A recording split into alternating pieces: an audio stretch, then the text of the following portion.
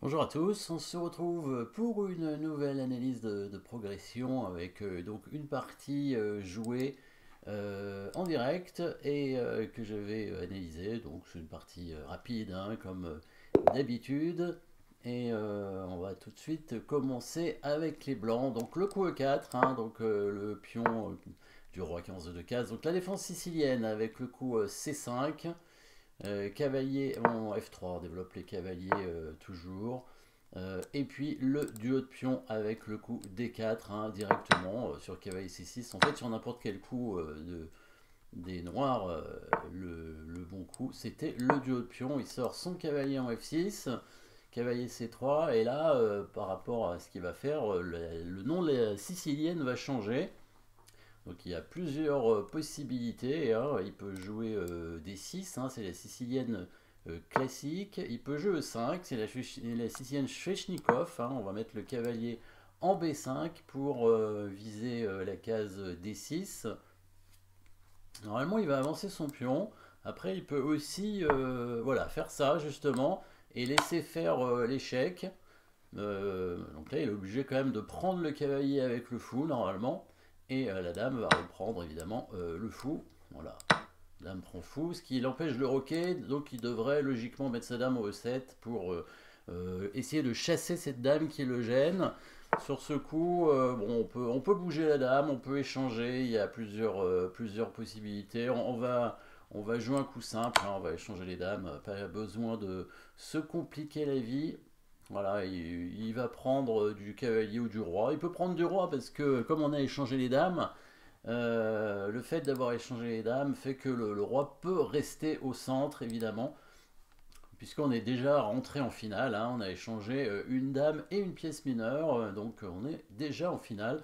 Donc le roi peut rester au centre, hein. Il peut prendre avec le roi, mais prendre du cavalier, c'est possible aussi. Alors il met un peu de temps à jouer. Ah, peut-être qu'il est déconnecté, je sais pas. Voyons ça. Ouais, c'est un joueur hongrois apparemment. Un joueur hongrois qui a un problème de connexion. Ah oui, il a un problème de connexion. Bref, c'est la partie est terminée. Bon, ça n'a pas duré très très longtemps, hein. Dommage, dommage. Du coup, qu'est-ce qu'on va faire? On va en faire une autre, hein, tout simplement. On va en faire une autre et on va recommencer une nouvelle partie. Euh, voilà, avec les noirs du coup. Et maintenant, les blancs jouent le coup au 4, donc on joue la française, hein, comme hier. Voilà, la française 4-6, le cavalier qui sort en F3. Alors on pourrait jouer une défense sicilienne avec le coup C5, mais non, on continue sur la française avec des 5, hein, toujours sur E6. Voilà, donc ça va être une variante d'échange du coup. Voilà.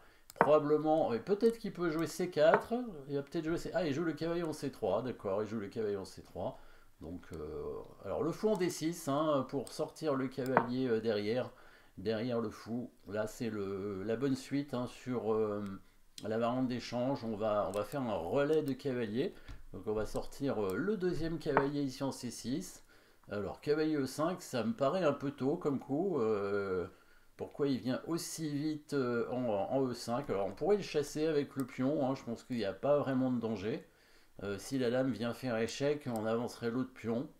Et le cavalier défendant, on va le faire, allez. On va pas se compliquer la vie, encore une fois. Hein. J'ai pas envie de jouer C5. C5 était peut-être jouable aussi, voire cavalier C6 pour proposer un échange de cavaliers, mais il aurait peut-être cloué le cavalier avec son fou en B5, ou bien, bon voilà, il s'en va, voilà, tout simplement. Bon bah, alors, on continue hein, le développement. F6 c'est pas si mauvais comme coup en fait dans l'idée si on veut faire le grand rock par la suite. Hein, c'est dans cette variante on peut jouer le grand rock avec les noirs. Donc avec le fou en B5, j'aurais plutôt envie de faire le petit rock du coup. Hein, j'ai pas vraiment envie de laisser ce clouage ici sur ce cavalier. Donc on va simplement faire le petit rock. Hein. S'il prend le cavalier, on peut prendre du pion, il n'y a pas de problème. Hein. Et puis alors là, maintenant, on va développer le fou probablement en G4, hein, parce que nous aussi, on peut faire un clouage du coup, hein, avec une petite attaque sur le pion D4. Alors, justement, j'y allais, je dirais, hein, parce que si je prends le cavalier, il prend de la dame, on peut prendre le pion au milieu, donc je pense pas qu'il va prendre avec le pion ici, hein, voilà, il prend de la dame, donc évidemment, on peut prendre le pion ici au milieu. Donc le cavalier n'est plus cloué, bien évidemment, donc là, on attaque la dame, bien sûr, on attaque le fou, on pourrait prendre le fou, certainement, ou bien faire le jeu de pion, j'aime bien, bah, évidemment, parce que le fou en B5, il n'est pas extraordinaire. Donc on va plutôt faire le jeu de pion.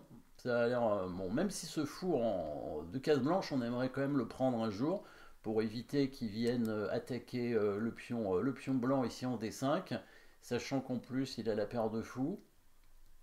Alors là, ce qu'on pourrait commencer à faire peut-être, c'est une petite batterie en enlevant le fou en B5. Du coup, avec ce coup de pion, on va plus avoir beaucoup de cases à sa disposition, hein, je crois.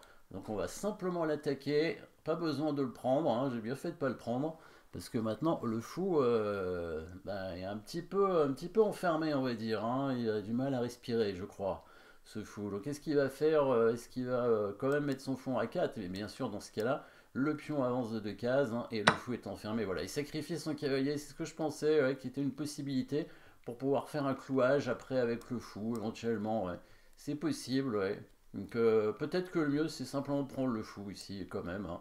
On peut prendre du pion, du cavalier. Bon, on va prendre du pion, on va prendre du pion. Je pense pas que ce soit. C'est bien d'ouvrir la colonne de la tour ici, hein, parce que là il y aura une petite pression supplémentaire. Bon, de toute façon on a gagné une pièce, hein, donc c'est déjà suffisant. Alors évidemment le pion est protégé par le cavalier ici, hein, bien sûr. Vous l'avez vu, donc prise sur échec, on va prendre avec le fou ou avec la dame. Peut-être de la dame pour pouvoir ensuite refaire la batterie. De toute façon, il ne peut pas mettre sa tour au 1, elle n'est pas protégée. Alors là, je pensais prendre le pion B3 parce que la tour n'est pas protégée en 1-1. Donc ici, on va le faire, hein, évidemment, puisque là, voilà, il y a le clouage sur la tour ici en 1-1. Ah, il pourrait peut-être faire échec en D5, mais il y a la dame qui va couvrir l'échec, donc ça va. Voilà, on va conserver l'attaque sur la tour. Prendre avec le roi peut-être pour garder la liaison des tours. Voilà, on prend le fou, évidemment. On prend ce pion. Voilà. Et c'est terminé. Voilà, bon, voilà, c'était donc ici une nouvelle partie. Bon, il a fait quand même pas mal d'erreurs, hein, puisqu'il a laissé son fou en prise. Il n'a pas laissé son fou en prise, mais disons, il a joué le coup B3 ici, hein, qui était une erreur évidemment, qui a du coup enfermé son fou.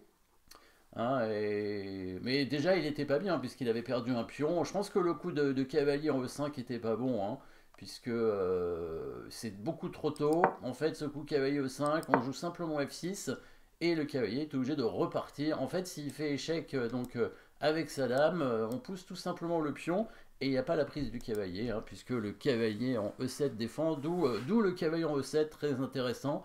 Hein, donc dans cette variante, hein, la variante d'échange, hein, de la française, donc sur le coup cavalier F3, on sort le fou en D6 et ensuite le cavalier en E7 pour faire ensuite normalement un relais de cavalier, hein, avec les deux cavaliers en C6 et ensuite on va faire le roc, mais on peut faire le grand roc, hein, dans cette variante. Suivant ce que fait l'adversaire, on va suivre toujours ce que fait l'adversaire en général. Alors le fou de case blanche va sortir soit en G4, soit en F5. En G4, c'est le mieux parce que ça va permettre de clouer le cavalier. Et si évidemment les blancs font H3 avant, bah, il viendrait en F5, bien sûr. Voilà. Et ensuite, la dame se mettrait certainement en D7, hein, pour pouvoir lier les tours rapidement. Et donc, on aura le choix de faire le petit roc ou le grand roc. Voilà. Donc, la première partie jouée tout à l'heure a été très rapide puisqu'il a été déconnecté, je pense. Donc cette deuxième partie était plus intéressante avec donc une variante d'échange de la française. Merci d'avoir suivi cette analyse de progression et dites-moi ce que vous en pensez encore une fois, hein, dans les commentaires. Merci et n'oubliez pas de vous abonner. À bientôt.